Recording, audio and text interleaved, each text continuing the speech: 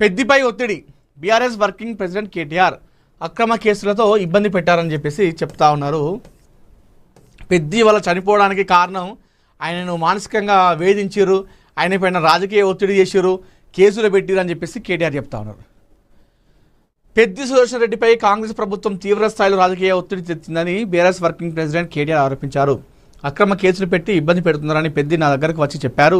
విద్యాశాఖలో జరిగిన అవినీతి ఆయన సుప్రీంకోర్టు ఆశ్రయించారు. ఆయన చనిపోయిన మరుసటి రోజే ఆ కేసులో సుప్రీంకోర్టు కాంగ్రెస్ ప్రభుత్వానికి నోటీసులు ఇచ్చిందని కేటీఆర్ వెల్లడించారు. సరే, ఇప్పుడు పెద్ది సుదర్శన్ రెడ్డి పైన కాంగ్రెస్ ప్రభుత్వం తీవ్ర స్థాయిలో ఆయనను ఒత్తిడి చేస్తుంది, ఆయన పైన కేసులు పెడతా ఉన్నారు, అక్రమ కేసులు పెట్టిందని ఇబ్బంది పెట్టిందని చెప్పేసి స్వయంగా పెద్ది గారే వచ్చి కేటీఆర్ గారికి చెప్పారు అని చెప్పేసి చెప్తా ఉన్నారు. మరి అది చెప్పిన తర్వాత మరి కేటీఆర్ గారు ఏం చేయాలి?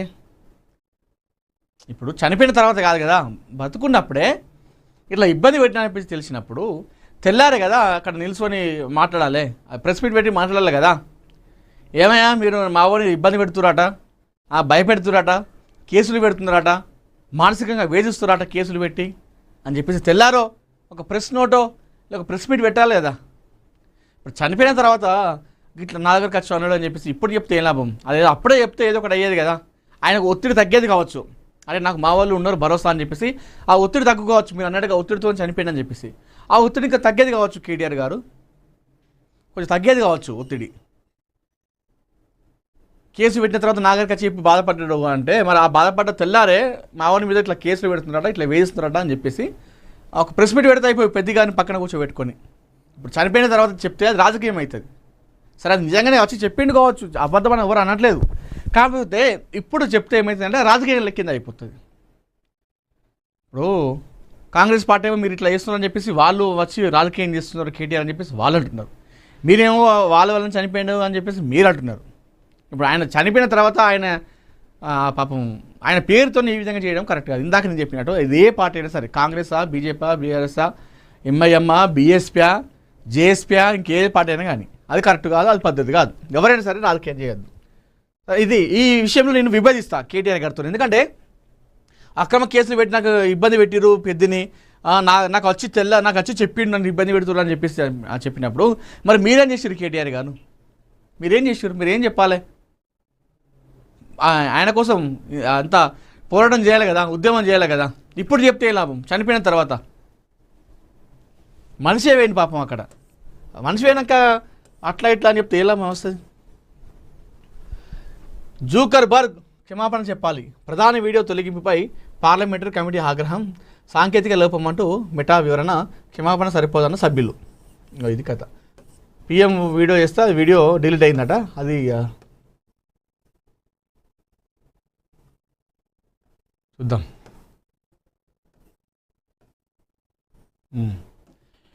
ప్రధానమంత్రి మోడీ ఫేస్బుక్ వీడియోను తాత్కాలికంగా బ్లాక్ చేసిన ఘటన గురించి మెటా ప్రతినిధులు సోమవారం పార్లమెంటరీ స్థాయి కమిటీ ముందు వివరణ ఇచ్చారు. మెటా ఈ ఘటనను సాంకేతిక లోపంగా పేర్కొంటూ క్షమాపణ చెప్పినా అది మాత్రమే సరిపోదని కమిటీ సభ్యులు స్పష్టం చేశారు. ఇలాంటి తప్పిదాలు మళ్ళీ జరగకుండా తీసుకునే చర్యలపై వివరాలు కోరారు. పార్లమెంటరీ స్థాయి సమాచార సాంకేతిక కమిటీ చైర్మన్ నిషికాంత్ దూబే మాట్లాడుతూ ప్రధానమంత్రి మోడీ వీడియోను తొలగించినందుకు మెటా అధిపతి మార్క్ జూకర్బర్గ్ క్షమాపణ చెప్పాలి అన్నారు. సోషల్ మీడియా సంస్థలు భారత చట్టాలను, ప్రజాస్వామ్య వ్యవస్థను గౌరవిస్తూ మరింత బాధ్యతతో వ్యవహరించాలని ఆయన పేర్కొన్నారు. తమ ప్లాట్ఫామ్లలో బాలల లైంగిక వేధింపుల కంటెంట్పై కూడా మెటా అధికారులు కఠినమైన ప్రశ్నలను ఎదుర్కొన్నట్టు తెలుస్తోంది. నరేంద్ర మోడీ పెట్టినటువంటి వీడియోని ఫేస్బుక్లో పెడితే అది మెటా డిలీట్ చేయడం జరిగింది. సో అంటే మా దేశం అన్నా, మా దేశ చట్టం అన్నా, మా రాజకీయ వ్యవస్థ అంటే ఎందుకు అంత చులకడ ప్రపంచ దేశాలకు అన్నట్టుగా మాట్లాడుతూ ఉన్నారు.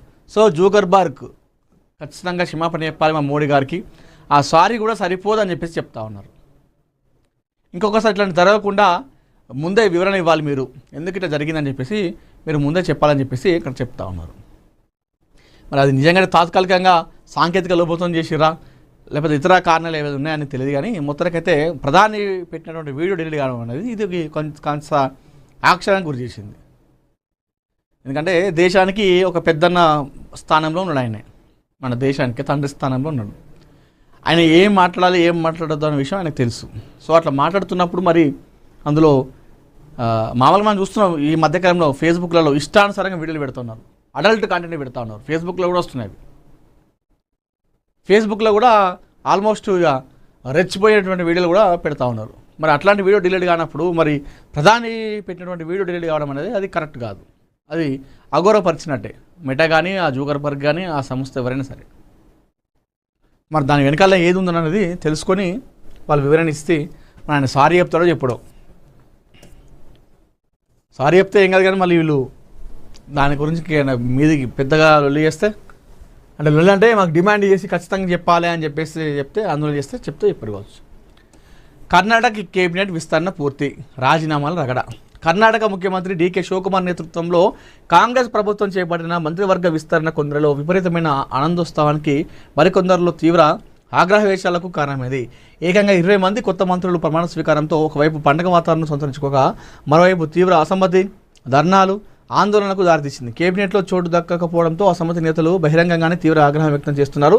మంత్రి పదవి దక్కకపోవడంపై తీవ్ర మనస్తాపానికి గురైన ఎమ్మెల్యే యశ్వంతరాయ గౌడ పాటిల్ తన పదవికి రాజీనామా చేస్తున్నట్టు ప్రకటించారు. పార్టీ నాయకత్వం ఇది కథ. సరే, ఆయన వాస్తవానికి కూడా పార్టీలో కష్టపడి ఎప్పటిలో ఉండి రాకపోతే ఆయన అట్లా రాజీనామా చేసినా ఆందోళన చేసినా అంత పెద్ద చెప్పాల్సిన అవసరం లేదు.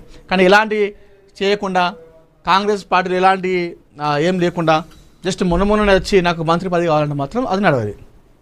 నన్ను తీవ్రంగా గాయపరిచింది, అందుకే ఈ నిర్ణయం తీసుకున్నాను అని ఆయన పేర్కొన్నారు. మన వద్ద చాలా మంది సమర్థులైన ఎమ్మెల్యేలు ఉన్నారు, అయితే అందరినీ ఒకేసారి కేబినెట్లోకి తీసుకోవడం సాధ్యపడదు.